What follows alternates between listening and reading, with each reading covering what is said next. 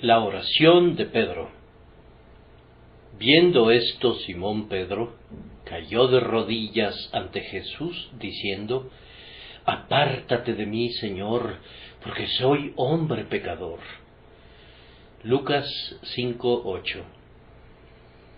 Los discípulos habían estado pescando toda la noche, pero ya habían dejado de pescar, habían descendido de sus barcas y estaban remendando sus redes. Un extraño se acerca. Probablemente lo habían visto antes y recordaban lo suficiente de él como para sentir respeto. Aunado a eso, el tono de voz con que les habló y su porte de inmediato subyugaron su corazón. Él pidió prestada la barca de Simón Pedro y predicó un sermón a una multitud atenta. Cuando terminó de hablar, como para demostrar que no pediría prestada la barca sin darles su pago, les ordenó que bogaran mar adentro y echaran otra vez las redes. Así lo hicieron, y en vez de llevarse una decepción, de inmediato encerraron una gran cantidad de peces, tantos que las barcas no podían contenerlos. La red no era lo suficientemente fuerte y comenzó a romperse. Sorprendido por este extraño milagro, y probablemente sobrecogido por la figura majestuosa de ese personaje sin par que lo había realizado, Simón Pedro se consideró sumamente indigno de estar en tal compañía, y cayó de rodillas, suplicando esta extraña oración: Apártate de mí, Señor, porque soy hombre pecador. Por tanto, deseo que, en primer lugar, oigamos la oración según la peor interpretación que podamos darle. Es siempre incorrecto dar la peor interpretación a las palabras de alguien, y por tanto no pretendemos hacerlo, excepto a manera de licencia. Únicamente por unos momentos vamos a considerar lo que podría llegar a pensarse de estas palabras. Cristo, por supuesto, no interpretó a Pedro de esta manera. Él entendió el mejor sentido a la frase. Pero si algún criticón hubiese estado allí, ¿le habría dado una incorrecta interpretación a esta petición? Apártate de mí, Señor, porque soy hombre pecador. Los impíos oran virtualmente con este tipo de oración.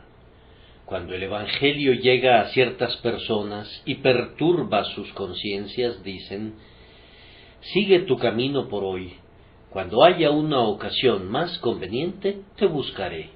Cuando algún predicador problemático les habla de sus pecados, cuando pone una verdad quemante en sus conciencias y los sacude de tal manera que no pueden dormir ni descansar, se enojan mucho con ese predicador y con la verdad que él tenía la obligación de predicarles.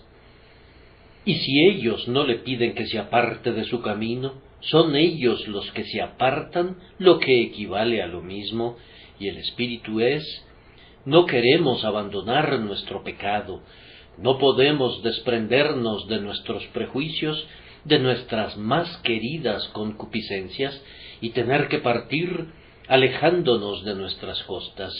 Déjennos en paz. ¿Qué tienes con nosotros, Jesús, Hijo de Dios? ¿Has venido acá para atormentarnos antes de tiempo? Pedro no quería decir nada parecido, pero puede que haya algunas personas aquí presentes que sí quieran decir algo semejante, y que cuando evitan el Evangelio y no le prestan atención y lo desprecian y lo odian, si sumamos todo eso, virtualmente están diciendo: apártate de nosotros, oh Cristo. Ay, me temo que hay algunos cristianos que de hecho, no diré que intencionalmente, realmente dicen esta oración. Por ejemplo, Si un creyente en Cristo se expone a la tentación, si busca el placer que se mezcla con el pecado, si abandona las reuniones de los santos y encuentra consuelo en la sinagoga de Satán, si su vida es inconsistente en la práctica y también se vuelve inconsistente en virtud de su descuido de los deberes santos, de las ordenanzas, de la oración privada, de la lectura de la palabra y de cosas semejantes, ¿acaso ese cristiano no estaría diciendo: apártate de mí, Señor? El Espíritu Santo mora en nuestros corazones y gozamos de su presencia consciente si somos obedientes a sus amonestaciones. Pero si caminamos en dirección opuesta a Él caminará en dirección opuesta a nosotros, y muy pronto tendremos que decir: ¿dónde está la bienaventuranza que conocí cuando vi por primera vez al Señor? ¿Por qué retira el Espíritu Santo el sentido de su presencia? ¿Acaso no es porque nosotros le pedimos que se vaya? Nuestros pecados le piden que se vaya. Nuestras Biblias no leídas le piden a grandes voces, por decirlo así, que se vaya.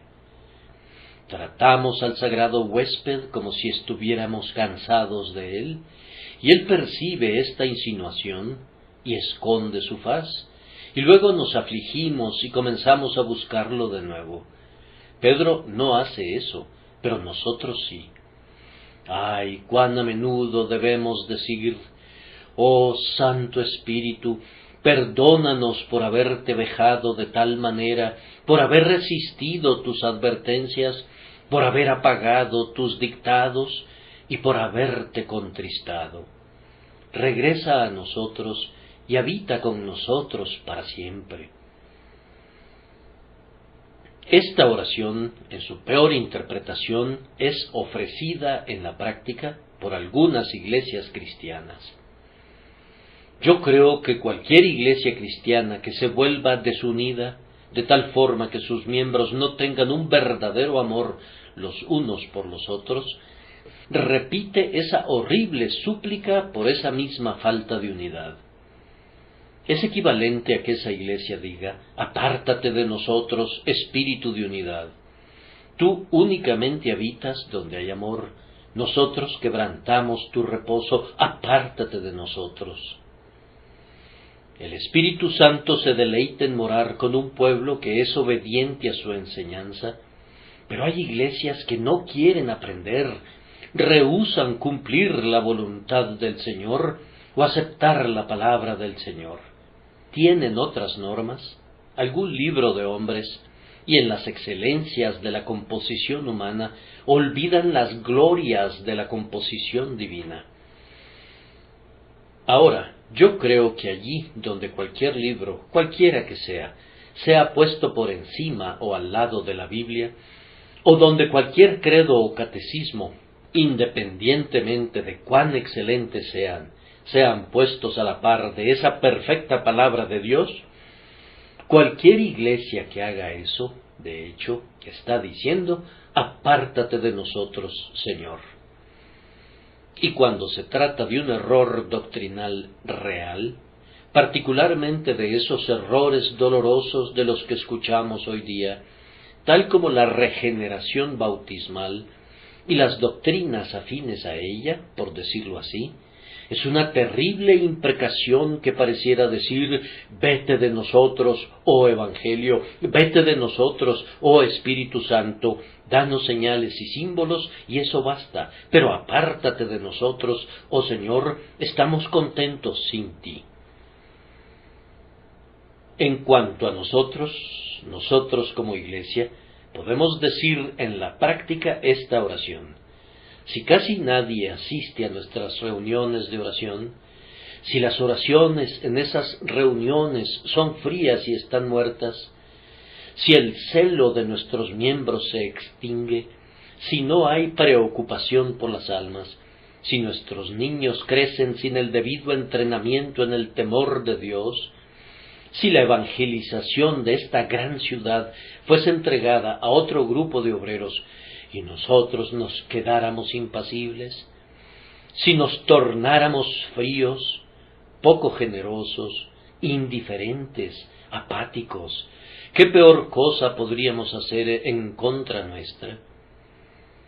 ¿Cómo podríamos hacer esta terrible oración con mayor fuerza? Apártate de nosotros, somos indignos de tu presencia, vete, buen Señor.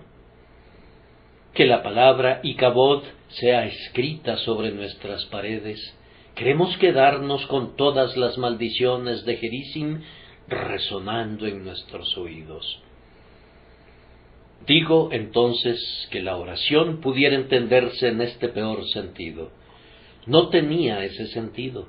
Nuestro Señor no lo entendió así.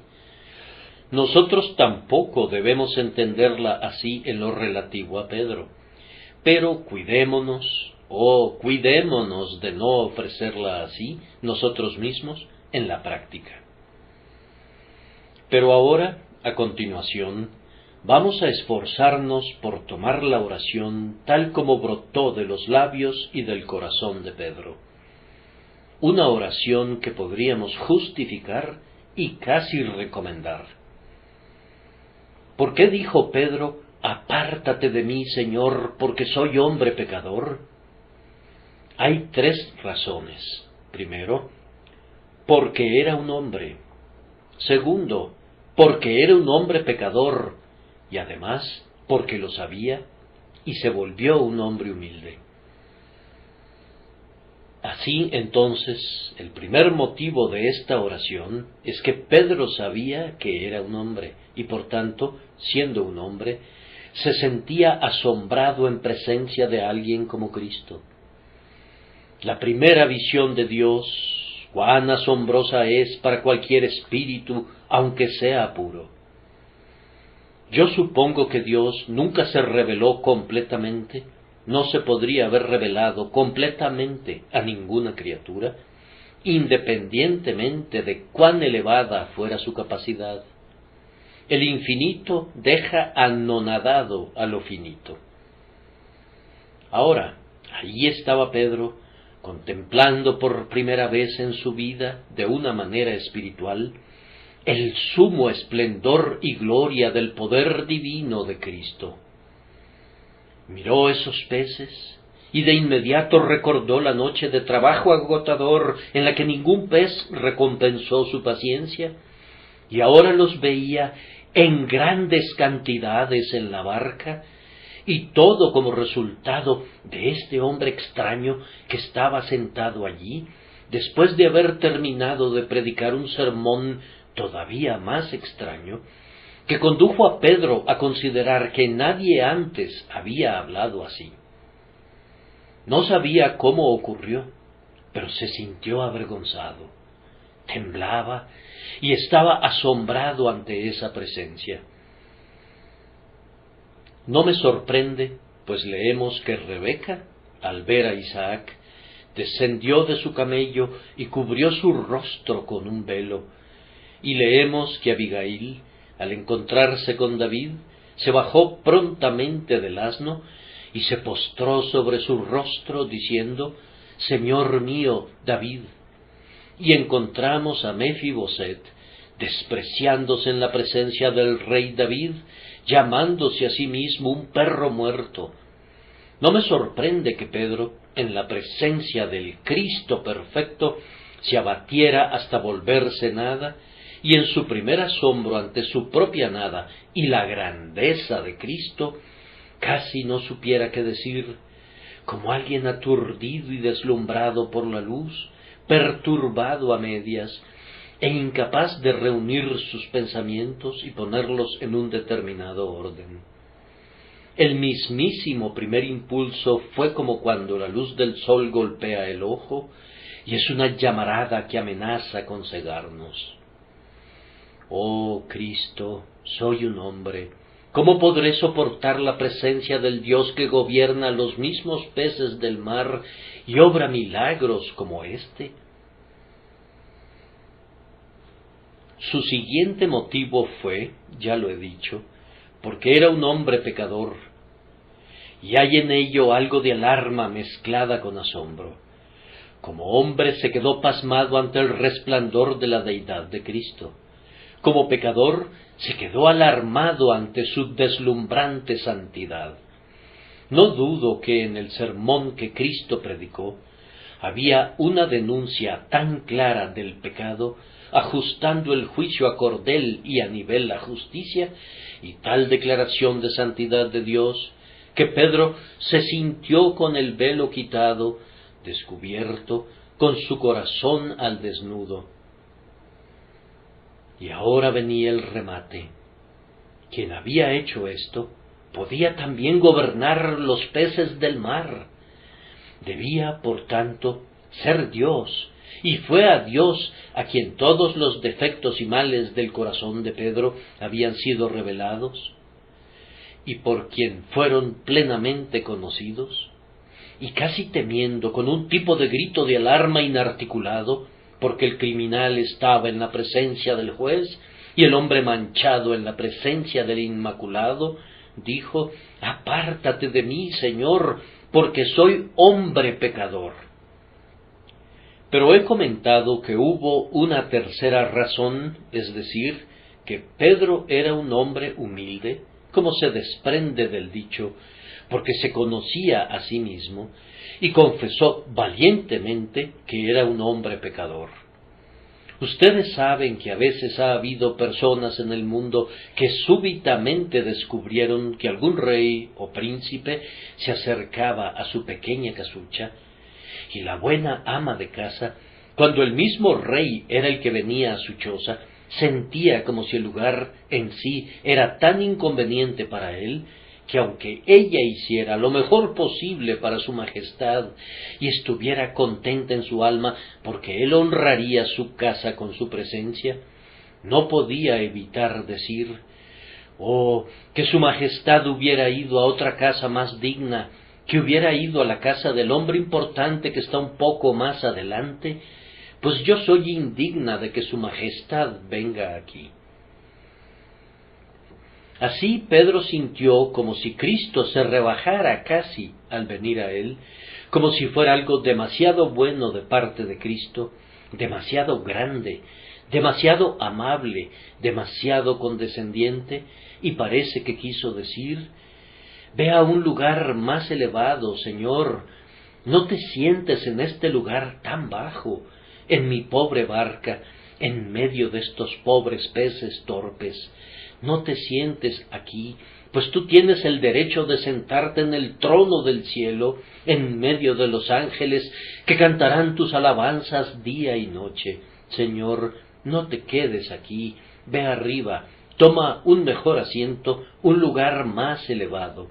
Siéntate entre seres más nobles, que sean más dignos de ser bendecidos con las sonrisas de su majestad». ¿No creen ustedes que quiso decir eso? Si están de acuerdo, no solamente podemos disculpar su oración, sino inclusive alabarla, pues hemos sentido lo mismo. «Oh», hemos dicho, ¿acaso habita Jesús con unos cuantos pobres hombres y mujeres que se han reunido para orar en su nombre? Oh, ciertamente no es un lugar lo suficientemente bueno para él. Él debe tener el mundo entero y a todos los hijos de los hombres cantando sus alabanzas. Él debe tener el cielo, incluso el cielo de los cielos.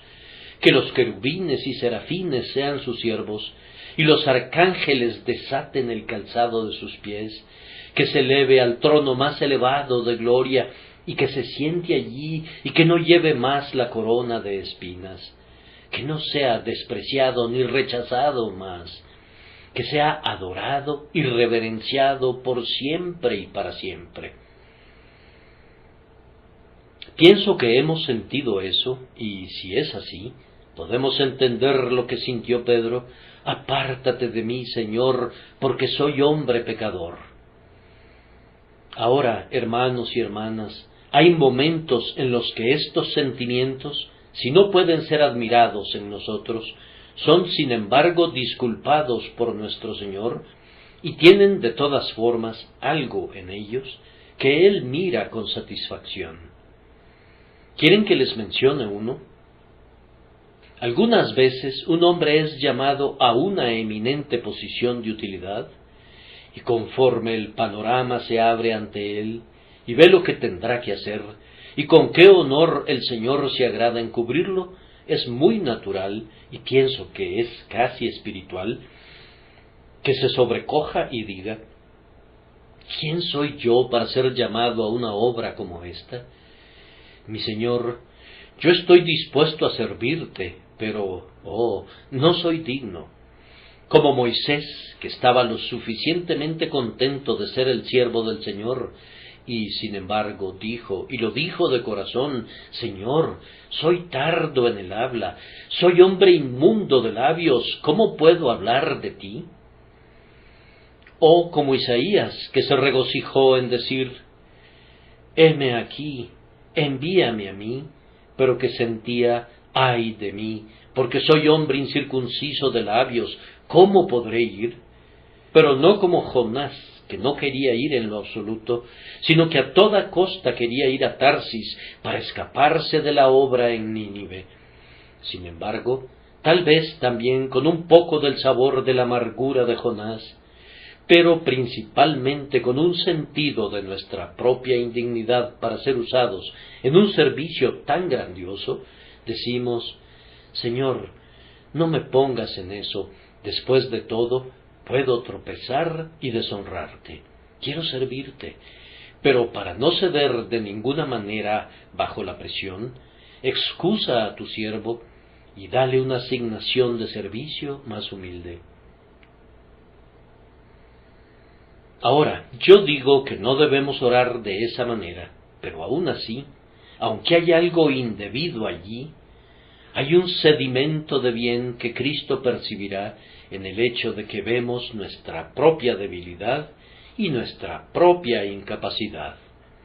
Él no se enojará con nosotros, sino que, cribando el grano de la paja, aceptará la parte buena de nuestra oración y perdonará la parte mala. Además, a veces, queridos amigos, esta oración ha estado casi en nuestros labios en tiempos de intenso gozo. Algunos de ustedes entenderán lo que quiero decir. Cuando el Señor se acerca a sus siervos y es como fuego consumidor, y nosotros somos como la zarza ardiendo con el sumo esplendor de Dios realizado en nuestras almas, muchos de los santos de Dios se han desmayado en tales ocasiones. Ustedes recuerdan que el señor Flavel nos relata que andando a caballo en un largo viaje a un lugar donde iba a predicar, tuvo tal sentido de la dulzura de Cristo y de la gloria de Dios, que no supo dónde estaba, y se quedó sentado en su cabalgadura durante 2 horas, y el caballo sabiamente también se quedó quieto. Cuando volvió en sí, descubrió que había estado sangrando profusamente por el exceso de gozo, y al momento de lavarse la cara en el arroyo junto al camino, dijo estar convencido que sabía lo que era sentarse a las puertas del cielo, y que difícilmente podía decir que si hubiese atravesado las puertas que son perlas, podría haber sido más feliz, pues el gozo era excesivo. Voy a citar lo que he repetido muchas veces, las palabras del señor Welsh, un famoso teólogo escocés, que se encontraba bajo el influjo de uno de esos benditos delirios de luz celestial y comunión embelesada, cuando exclamó: «Espera, Señor, espera, es suficiente. Recuerda que únicamente soy una vasija de barro, y si me das más, moriré». Dios pone a veces su vino nuevo en nuestras pobres botellas viejas, y entonces tenemos cierta tendencia a decir: «Apártate, Señor, no estamos listos todavía para tu gloriosa presencia». No se reduce a decir eso, no equivale a todas esas palabras, pero aún así el Espíritu está pronto pero la carne es flaca, y la carne comienza a apartarse de la gloria porque aún no puede soportarla. Hay muchas cosas que Cristo nos diría, pero que no nos dice, porque todavía no podemos entenderlas. Otro momento en el que esto ha pasado por nuestra mente, sin que sea completamente correcto, o completamente pecaminoso, lo mismo que en las dos instancias anteriores, es cuando el pecador viene a Cristo, y ciertamente en alguna medida ha creído en Él, pero cuando al fin ese pecador percibe la grandeza de la misericordia divina, la riqueza del perdón celestial, la gloria de la herencia que es otorgada a los pecadores perdonados, entonces muchas almas respingan diciendo, es demasiado bueno para ser cierto, o si es cierto, no es cierto para mí. Yo recuerdo muy bien un arrebato sorprendente que tuve al respecto. Yo había creído en mi Señor y había descansado en Él por algunos meses y me regocijaba en Él. Y un día, mientras me gozaba de las delicias de ser salvo y me regocijaba en las doctrinas de la elección, la perseverancia final y la eterna gloria, pasó por mi mente esta pregunta: ¿y todo esto para ti? ¿Un perro muerto como tú? ¿Cómo puede ser eso? Y durante un tiempo fue una tentación tan fuerte que no podía superarla. Era como decir espiritualmente, apártate de mí, soy un pecador demasiado grande para que estés en mi barca, demasiado indigno de tener tales bendiciones sin precio como esas que tú me traes. Ahora, yo digo que eso no es completamente erróneo ni completamente correcto. Hay allí una combinación y podemos disculparlo y de alguna manera alabarlo, pero no enteramente. Hay otros momentos en los que el mismo sentimiento puede atravesar nuestro ser, pero no puedo detenerme a especificarlos. Puede haber ocurrido con algunos de ustedes aquí, y les pido que no se preocupen demasiado, ni que tampoco se excusen completamente, sino que continuemos en la siguiente enseñanza de esta oración, una oración que necesita enmiendas y correcciones. Desde la perspectiva en que hemos estado viendo la oración, no era buena. Ahora veámosla de otra manera. Apártate de mí, Señor, porque soy hombre pecador. ¿No sería mejor decir, acércate más a mí, Señor, porque soy hombre pecador? Sería una oración más valiente y una oración más tierna al mismo tiempo, más sabia y no menos humilde, pues la humildad adopta muchas formas. Yo soy hombre pecador. Allí hay humildad. Acércate a mí. Allí hay fe que impide que la humildad degenere en incredulidad y desesperación. Hermanos, ese sería un buen argumento, pues vean, Señor, puesto que soy un pecador, necesito ser purificado. Únicamente tu presencia puede purificar verdaderamente, pues tú eres el refinador y tú, en efecto, purificas a los hijos de Leví. Únicamente tu presencia puede limpiar, pues el aventador está en tu mano y únicamente tú puedes limpiar tu era. Tú eres como fuego de refinador o como jabón de lavador. Acércate a mí entonces, Señor, pues soy hombre pecador y no quiero ser ya más un pecador. Ven, lávame de mi iniquidad para que pueda ser limpio y que tu fuego santificador cubra por completo mi naturaleza hasta que hayas quemado en mí todo lo que sea contrario a tu mente y a tu voluntad. ¿Se atreverían a decir esa oración? No es natural decirla. Si pueden, yo les diría, bienaventurado eres, Simón, hijo de Jonás, porque no te lo reveló carne ni sangre. Carne y sangre pueden hacerte decir, apártate de mí. Es únicamente el Espíritu Santo el que, bajo un sentido de pecado, puede poner una atracción divina en ustedes hacia el fuego purificador y puede hacerlos anhelar, por tanto, que Cristo se acerque a ustedes. Además, acércate a mí, Señor, puesto que soy un hombre y siendo un hombre soy débil, y nada puede volverme fuerte sino tu presencia. Soy un hombre tan débil que si tú te apartas de mí, desfallezco, me caigo, me consumo, me muero. Acércate a mí entonces, oh Señor, para que por tu fuerza yo pueda ser animado y hecho apto para el servicio. Si tú te apartas de mí, no puedo servirte de ninguna manera. ¿Se levantarán los muertos para alabarte? ¿Pueden darte gloria los que están sin vida? Acércate a mí, entonces, Dios mío, aunque soy tan débil, y como un tierno padre que alimenta a su niño, y como el pastor que lleva sus ovejas, así acércate a mí. ¿No creen que pudo haber dicho, acércate a mí, Señor, y mora conmigo, porque soy hombre pecador, al recordar cómo había fracasado cuando Cristo no estaba cerca?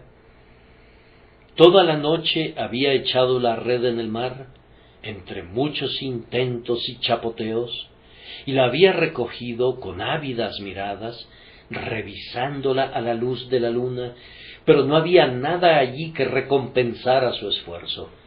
La red fue echada de nuevo, y ahora que Cristo había venido y que la red estaba llena a reventar, ¿no habría sido una oración adecuada? Señor, acércate a mí y concédeme que cada vez que trabaje pueda tener éxito, y si voy a ser pescador de hombres, acércate aún más a mí, para que cada vez que predique tu palabra pueda llevar almas a tu red y a tu iglesia, para que sean salvadas. Lo que quiero extraer del texto, y lo haría mejor si continuara aislando estos diferentes pensamientos, es esto: que es bueno que el sentido de nuestra indignidad nos conduzca no a alejarnos de Dios en una desesperación incrédula y petulante, sino a acercarnos más a Dios. Ahora, supongamos que soy un gran pecador, pues entonces debo acercarme más a Dios por esa misma razón, pues hay una gran salvación provista para grandes pecadores. Yo soy muy débil e incapaz de llevar a cabo el gran servicio que Él me ha impuesto. No debo, entonces, rehuir el servicio ni rehuir a mi Dios, sino debo considerar que entre más débil sea, más espacio hay para que Dios reciba la gloria. Si yo fuese fuerte, entonces Dios no me usaría, porque mi fortaleza recibiría la alabanza por ello. Pero mi incapacidad y mi falta de habilidad, y todo lo que lamento en mí, en la obra de mi Señor, abren el espacio a codazos para que venga la omnipotencia y haga su obra. ¿No sería algo muy bueno si todos pudiésemos decir: no me glorío en mis talentos, ni en mis conocimientos, ni en mi fuerza, sino que me glorío en mi debilidad, porque el poder de Dios descansa verdaderamente en mí? Los hombres no podrían decir: ese es un hombre preparado y gana almas, porque es preparado.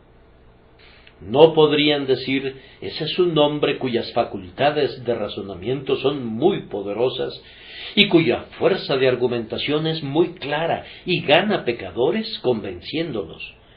No, dirían más bien: ¿cuál es la razón de su éxito? Nosotros no podemos descubrirla, no vemos en él nada diferente a los demás hombres, o tal vez vemos tan solo la diferencia que él posee menos dones que los demás. Entonces, gloria sea dada a Dios, él recibe la alabanza clara y precisamente, y su cabeza es la que merece llevar la corona. Vean, entonces, cuál es mi propósito con ustedes, amados hermanos y hermanas. Es este: no rehuyan la obra del Señor, ninguno de ustedes, solo porque se sientan incapaces, Por esa misma razón, hagan más bien el doble. No abandonen la oración porque sientan que no pueden orar, sino que oren el doble, pues necesitan más oración, y en vez de estar menos con Dios, estén más tiempo con Él. No permitan que ningún sentido de indignidad los aparte. Un niño no debe huir de su madre en la noche porque necesite un baño. Sus hijos no se mantienen alejados de ustedes porque tengan hambre o porque tengan sus ropas rotas, sino que se acercan a ustedes precisamente por esas necesidades. Ellos vienen porque son sus hijos, pero vienen más frecuentemente porque son hijos necesitados, porque son hijos afligidos. Que cada necesidad, cada dolor, cada debilidad, cada tristeza, cada pecado los conduzcan a Dios. No digan, apártate de mí. Es algo natural que lo digan y no algo que deba ser condenado por entero, pero es algo glorioso, es algo que honra a Dios, es algo sabio decir al contrario, ven a mí, Señor, acércate a mí, porque soy hombre pecador y sin tu presencia estoy totalmente arruinado. No diré nada más, pero anhelo que el Espíritu Santo lo diga a algunas personas presentes en esta casa, que desde hace tiempo han sido invitadas a venir y poner su confianza en Jesús, pero que siempre han argumentado como razón para no venir que son demasiado culpables, o que están demasiado endurecidos, o demasiado algo, o demasiado lo otro. Es extraño que cuando un hombre encuentra una razón para venir, otro encuentra una razón para permanecer alejado. David oraba en los Salmos, por amor de tu nombre, oh Jehová, perdonarás también mi pecado, que es grande. Extraño argumento, dirán. Es grandioso, Señor, aquí hay gran pecado, y es algo ahora que amerita que un grandioso Dios lo trate. Aquí hay un pecado del tamaño de una montaña. Señor, otorga gracia omnipotente para quitarlo. Señor, aquí hay un pecado de la altura de un pico de los Alpes. Que el diluvio de tu gracia, como el diluvio de Noé, suba 20 metros por encima de él. Yo soy el primero de los pecadores. Aquí hay lugar para el primero de los salvadores. Cuán extraño es que algunos hombres conviertan esto en razón para detenerse lejos. Este cruel pecado de incredulidad es cruel para ustedes mismos. Han desechado el consuelo que podrían disfrutar. Es cruel para Cristo, pues no hay dolor que lo haya herido más que ese pensamiento duro, poco generoso, que Él no está dispuesto a venir. Crean que nunca está más contento que cuando tiene abrazado a su Efraín contra su pecho, como cuando dice, tus muchos pecados te son perdonados. Confía en Él. Si pudieras verlo, no podrías evitar confiar en Él.